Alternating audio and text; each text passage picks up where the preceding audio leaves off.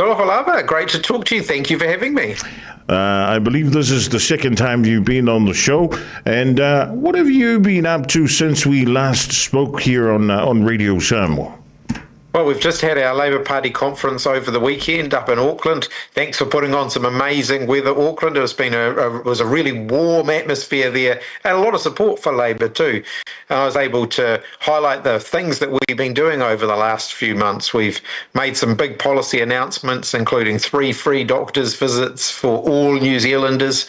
And over the weekend, I set out a bit more detail about how we're going to make sure everybody can get in and see their doctor when they need it, because I want to provide the opportunity for everyone to stay healthy. And how will Labour achieve that, if you guys win the next year's election? One of the things we're going to do is provide low-interest loans to new doctors so that they can come in, they can either buy into existing medical practices or set up new practices of their own. And that'll help to address the workforce shortage that we've got at the moment. That'll make it easier for people to get into the doctor. And by making it free, it means that costs will no longer be a barrier to getting the healthcare that they need. At the moment, how is the health sector of New Zealand doing?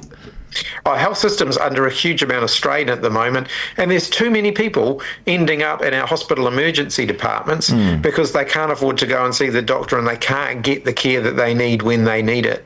I'd rather keep people out of hospital so that our hospitals are there for, real emergencies and for the people who have no other option than to end up in hospital. Usually there's a saying that we don't want the ambulance to be under the cliff. Are you going to have the ambulance up there or the helicopter? Well, we want to build a fence at the top of the cliff. That means that people aren't falling off in the first place. So we want to make sure that people can get access to their doctor, they can stay healthy, and then we'll have fewer people in hospital. And how would Labour try to keep all the nurses that are, travelling, that are migrating to Australia and other countries? This is a huge issue, not just for nurses, but for New Zealanders as a whole. About 200 people every day are giving up and leaving the country, and we can't sustain that. We've got to create a New Zealand that they want to stay in, because at the moment we're training a lot of professionals, whether it's doctors, teachers, nurses, police, you name it. We're training them for the rest of the world, and we need to keep them here in New Zealand. So Labour's really big focus is on creating good, well-paid jobs here at home in New Zealand. I've got no problem with our young people going off and exploring the world, but I want them to come back, and too many of them are leaving with no plan to come back. Now, I recently saw a writing on your social media post, and you mentioned something about creating more jobs. How will Labour do that next year? One of the first things we're going to do is set up the New Zealand Future Fund, which is about investing in our local businesses, our local innovators who are creating good, well-paid jobs here at home for Kiwis. It's well and truly time for us to put our assets to better use. I'm not going to stand by and watch while jobs disappear and Kiwis end up taking their talent and their ideas overseas. We need to see investment in that talent, in those ideas right here in New Zealand. Now, the Pacific Caucus for Labour, you've got the spokesperson for the finance. How is she preparing herself to encounter what the financial strains and struggles we have in New Zealand? Be fair to say our Pacific MPs are punching well above their weight in terms of the contribution they're making to our team. We've got Carmel Sepuloni, our deputy leader, who's doing amazing work. She was our first Pacific Deputy Prime Minister here in New Zealand.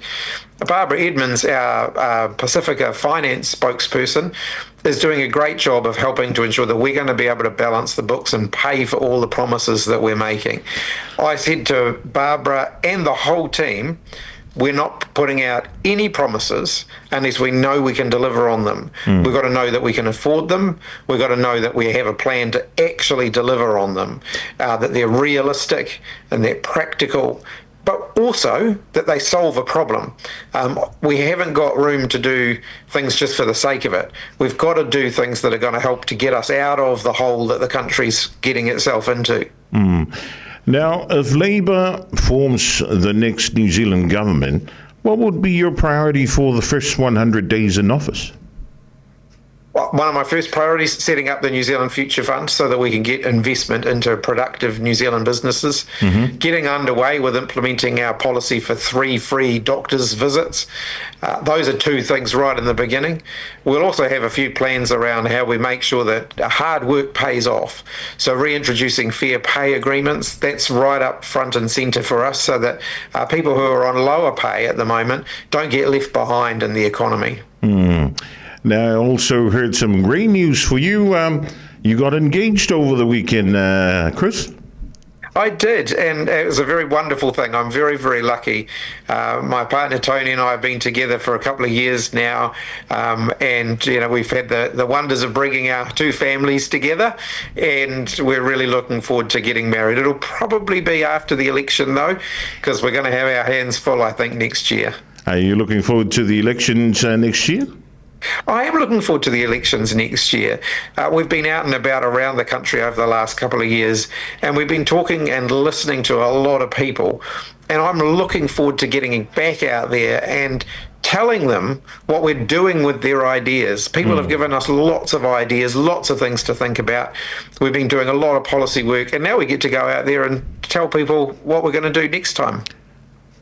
We are in a financial crisis here in New Zealand, and it's really hard to get by for some families week in, week out. How can you rectify this problem when you come into government next year? I think there's so many families around New Zealand that are struggling at the moment. There's a whole lot of things that we're going to need to do to help them out. Number 1 for me is jobs. We've got to make sure that people can get work. There's too many people struggling to find work. But we've also got to make sure that that work is well paid, because going out and working hard, you shouldn't have to work 2 or 3 jobs in order to make your bills add up. We need to make sure work pays. So that's first and foremost for me, always will be. But there are things government can do as well. Making 3 visits every year to the doctor free for everybody will help with the cost of living. And there are more practical cost of living measures that we've got that we're working through now that we'll announce next year, that are just about giving people that little bit of extra support to make the bills add up and to make sure that they can be rewarded for their hard work. Now, National have been blaming Labour's shortcomings after COVID-19 in regards to the economy. What do you say to that? The National Party's got to stop blaming everybody else and start accepting responsibility for the mess that they themselves have been creating. Labor actually managed the country's finances very responsibly through a global pandemic. We were readjusting things as we came out the other side of the pandemic to make sure that we got back to a point where the books were balanced. This government came in, they cut everything, they cut taxes, they put the economy into the red, and New Zealand's still suffering because of that. Do you believe that NCA still works when it reaches 2018? I think there's a lot of work to do with the NCEA. It's not a perfect qualification system by any stretch. I'd commissioned a review of the NCEA as Minister of Education that was focused on tightening it up, focused on making sure that standards were higher, and that we were preparing kids for life beyond school. So yes, there's work to do. I do worry that what the current government are doing, though, is setting us back by several decades, adopting an education system that might have been good for the 20th century but won't cut it in the 21st century. Thank you for that. Now, this is just a little bit outside of your comfort zone, but I'll ask it anyways, Chris. Samoa and New Zealand have a very strong relationship, and yet some of the occasions that are happening in New Zealand, we can't get families here for funerals, for weddings, for anniversaries. And it's because of the New Zealand immigration policies that we have to wait a week or 2 weeks. And when we get the approval of the visas, it's too late. When you come into government next year, would you be able to fix this for our country? We've been looking really closely at the immigration policy issues that are affecting our migrant communities, our Pacific communities. There's definitely things that we can do to help there. So I've got our spokespeople and our researchers working through what the options are. It's too hard to bring family to New Zealand. The current government, despite promising to make it easier, actually made it harder. They've basically made it easier if you've got lots of money, not so much if you haven't got lots of money. So I've asked our team to look at what practical things we can do to support our Pacific community and our migrant community, and we'll have some more to say about that next year. Now, what are your plans for the festive season, Chris? Well, we've got about 2.5 weeks to go here at Parliament. Still pretty busy, still plenty of work to do in those 2.5 weeks.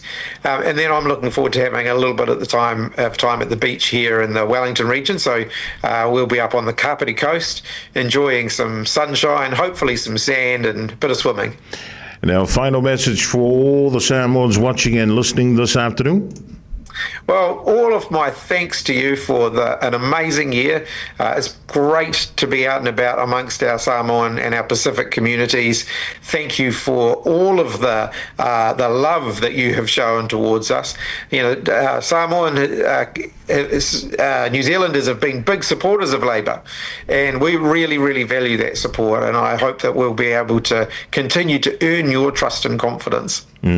Well, on behalf of our management, of course, every Samoan watching and listening, we want to wish you all the best for Christmas and a wonderful 2026, and all the best for your preparations for the upcoming elections, Honourable Chris Hipkins.